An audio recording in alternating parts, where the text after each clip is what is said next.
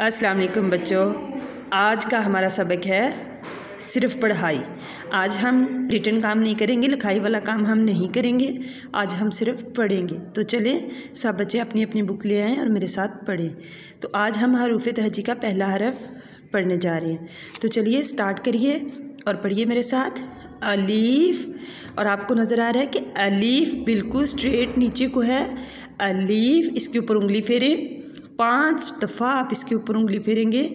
अलीफ अलीफ अलीफ अलीफ ऊंट, अलीफ ऊंट, अलीफ अंगूर, अलीफ अंगूर, अलीफ अंगूर, अलीफ अंडा, अलीफ अंडा, अलीफ अनार, अलीफ अनार, अलीफ अनार। तो बच्चों फिर आपको आज का सबक याद हो गया होगा, तो आप इसको दोबारा रिपीट करना, याद करना। मिलते हैं नेक्स्ट वीडियो में इंशाअल्लाह। अल्लाह हाफ़िज़।